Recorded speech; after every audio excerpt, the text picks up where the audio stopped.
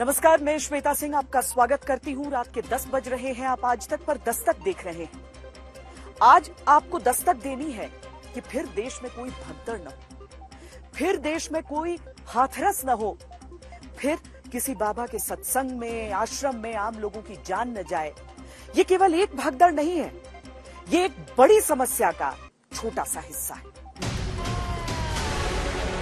यही वो जगह है जहां पर भारी तादाद में लोगों का जमावड़ा था। 2 लाख से ज्यादा लोग बताए जा रहे हैं।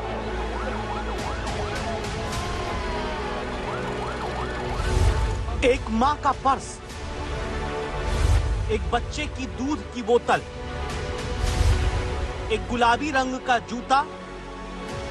ये छोटे से बच्चे का गुलाबी रंग का, ऐसा लग रहा है किसी बच्ची का जूता है जो यहाँ पर भगदड़ के दौरान गिर गया। और वो बच्ची सुरक्षित है भी या नहीं है, इस बारे में कुछ भी कहा नहीं जा सकता।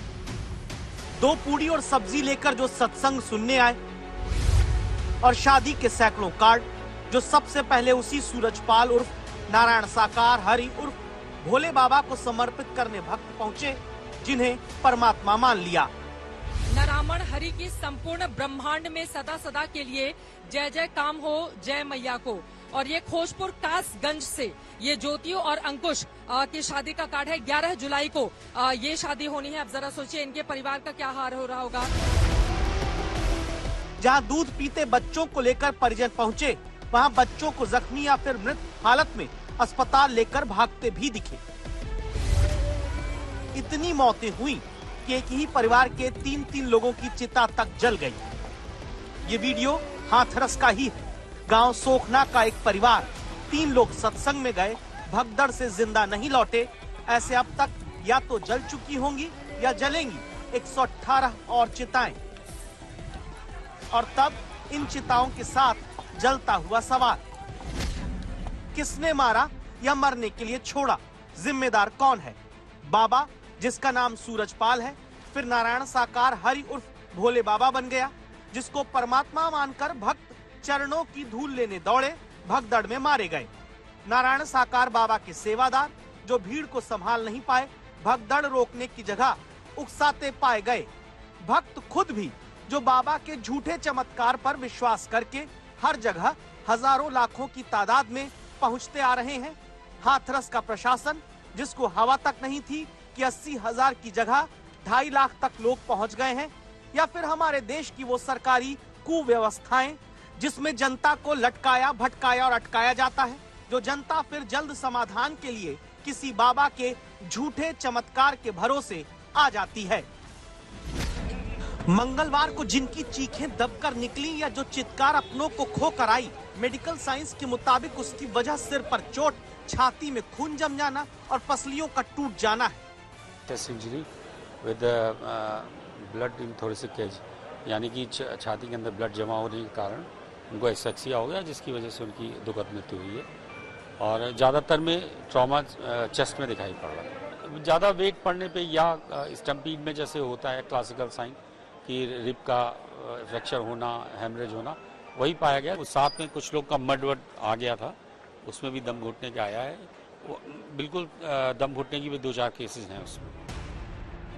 भले मेडिकल साइंस कहे कि छाती में खून जम जाने से मौत हुई, लेकिन हकीकत है कि जिन्हें अंधा विश्वास फैलने से रोकना होता है, वो खुद जमकर बैठे हुए हैं, इसीलिए मौतें हुई।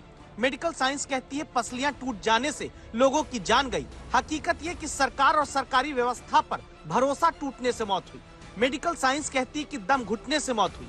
हकीकत ये कि जनता को गरीबी, अशिक्षा, बीमारी और लाचारी में दबा कर रखने से ये मौतें हुई। आप कहेंगे कैसे? या आज हम दस्तक में आपको साबित करके दिखाएंगे। कुछ देर रुककर बस ये रिपोर्ट देखते रहिए। मंगलवार दोपहर करीब 2 बजे ये भगदड़ हुई। 121 लोगों की जान इसमें गई। 29 घंटों बाद लगभग खुद को बाबा कहने वाले नारायण साकार हरि उर्फ सूरजपाल का बयान आता है। कहा जाता है कि वो तो खुद निर्दोष है। वहां से निकलने के बाद कुछ असामाजिक तत्वों की वजह से वो भगदड़ मची थी। लेकिन सवाल इस पूरे हादसे में ढेरों हैं। नारायण साकार हरि, जिसे मानने वाले भक्त उसे परमात्मा या ब्रह्म कहते हैं। 80,000 की परमिशन थी, 2.5 लाख आदमी पहुंच गया तो क्या ऐसी बात होती है कि ये लोग पीछे पहुंच रहे हैं? ये पहुंचते ये परम ब्रह्म हैं, ये ब्रह्म हैं, और जिन्होंने ब्रह्म की पहचान कर ली है वो ही भक्त पहुंचते हैं, अन्यथा और कोई वहां उस जगह पर पहुंचने वाला नहीं है। ब्रह्म जिसे मानने वाली जनता कहती है वो भक्त पश्चिमी उत्तर प्रदेश से लेकर राजस्थान और मध्य प्रदेश तक फैले हैं। SC, ST और OBC वर्ग में बाबा की गहरी पैठ है। हर सत्संग में 50,000 से लेकर 3 लाख तक की भीड़ जुटती है। 121 लोगों की मौत के बाद सोशल मीडिया से लेकर बाबा के भक्त इसे अपनी बाबा की मर्जी बताते हैं, जिन्हें ये परमात्मा कहते हैं। हकीकत में भी नारायण साकार हरि के सेवादार को सुनेंगे, चौंक जाएंगे, जो 121 लोगों की मौत को बहुत साधारण बात कहते हैं। जिसका समय आ गया हुआ तो सोच तो जाना पड़ेगा, उसे रोक सकते हैं आप? तो जो मरने वाले थे उनका सबका समय आ गया। ये तो कह नहीं सकता, जिसका समय है उसे आएगा तो जाएगा भैया। अब कैसे हुआ ये परमात्मा के सामने तो हुआ नहीं, ये तो बाद में हुआ है ना। बाबा की भक्ति का जाल ऐसा कि भक्त तो भक्त, जो पुलिस वाले इसके सत्संग में तैनात होते हैं वो भी सामने हाथ जोड़कर खड़े हो जाते हैं। ये वीडियो मंगलवार को हादसे से पहले का बताया जाता है, जिसमें 2 लाख से ज्यादा की भीड़ के बीच पुलिस वाले हाथ जोड़े नजर आए।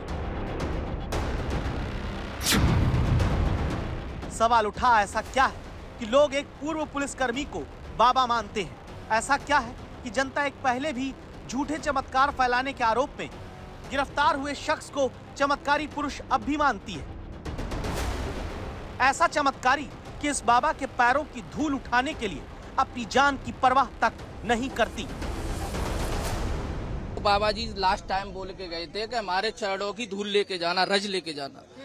तो लोग रज के चक्कर में उधर एकदम भगदड़ मच गया। अगर रज बाबा जी ने मंच से कहा कि मेरे चरणों की धूल लेके जाना, धूल लेके जाना, और उसको किसी को भी प्रॉब्लम हो उसके माथे पे लगाना तो प्रॉब्लम दूर हो जाएगी। आप थे, आपने सुना था अपने कानों से? हाँ, फिर से बताइए क्या कहा था बाबा ने? बाबा ने कहा कि मेरे चरणों की रज लेके जाना और ले जाके अपने घरों में किसी को भी प्रॉब्लम हो उसके माथे पे लगाना, उससे उसकी समस्या सॉल्व हो जाएगी। तो उसके बाद लोग उनके चरण की धूल लेने के लिए एकदम भगदड़ मच गया।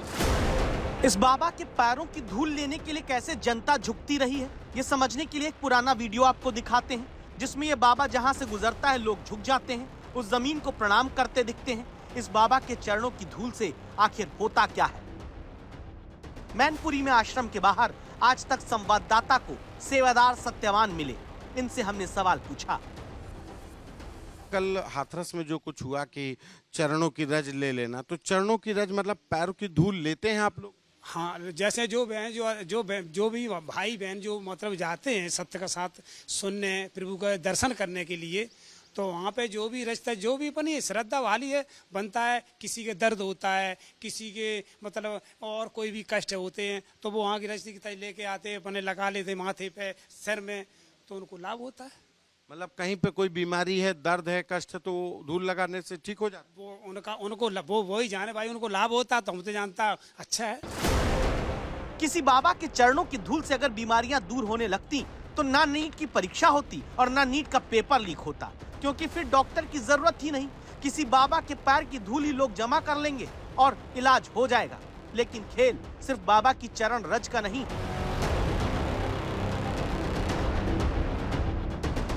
कासगंज में जहां नारायण साकार हरि का जन्म हुआ, वहां आश्रम के बाहर चमत्कारी हैंडपंप का झूठ भी परोसा जाता है। ये लाइन से आप हैंडपंप देखिए, ये एक नहीं बल्कि ये 4 और 8 हैंडपंप यहाँ पर लगे हुए हैं। ये क्यों लगे हुए पंप? पानी पीने के लिए। पानी पीने के लिए। लेकिन ये चमत्कार की जो बात है, चमत्कार तो जैसे पानी पी लो तो आराम मिलता है। किन चीजों से होती है? जैसे बीमारी है या कोई परेशानी है तो सब दूर हो जाती है। आपकी कौन सी परेशानी दूर हुई? हमें बहुत परेशानी, गैस बनती, पानी पी लो बंद हो गई। अच्छा, फिर दोबारा कभी नहीं बनेगी या मतलब जैसे कि अभी तो बनी नहीं है। नहीं बनी, एक बार आपने पिए तो ठीक हो गई? हाँ, ठीक हो गए। मर जाते हैं वापस रहता ही ना है यहाँ। अच्छा, मर जाते? हाँ, बच गया। नहीं, यहाँ पानी पीता सुबह शाम। ये पंप इसलिए लगे हैं कि यहाँ की जो बाहर से आम जनता या हम लोग भी जो वहाँ से श्रद्धा लेके आते हैं, उनकी बीमारियाँ होती है, सारे कष्ट इस पानी पीने से बिल्कुल खत्म हो जाते हैं। हम तो जब से समर्पण भाई है तब से हमसे कोई ये नहीं कह रहा था कि ये बच जाएंगे। हाँ, इनकी और क्या हो गया था?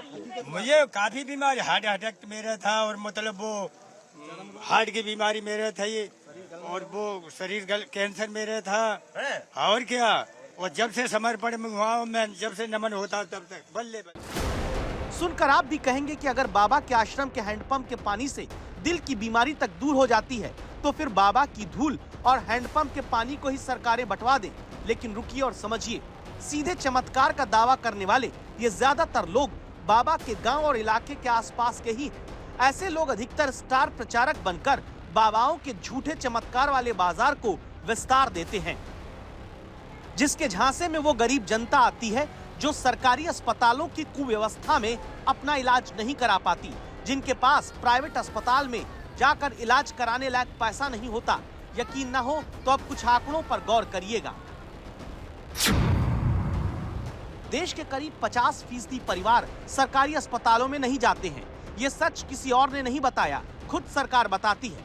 नेशनल फैमिली हेल्थ सर्वे 5 की रिपोर्ट के मुताबिक परिवार जो सामान्य रूप से सरकारी अस्पताल का उपयोग नहीं कर पाते वो देश में 49.9% है। और उत्तर प्रदेश, जहां बाबा के झूठे चमत्कार के भरोसे 121 लोगों की जान भगदड़ में चली गई, वहां 75% परिवार सरकारी अस्पताल में इलाज नहीं कराना चाहते।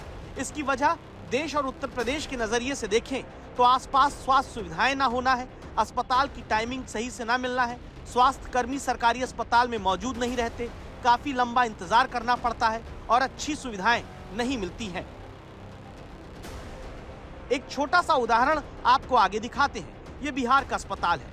मुजफ्फरपुर के सरकारी मेडिकल कॉलेज में एक आम आदमी का पैर टूटा।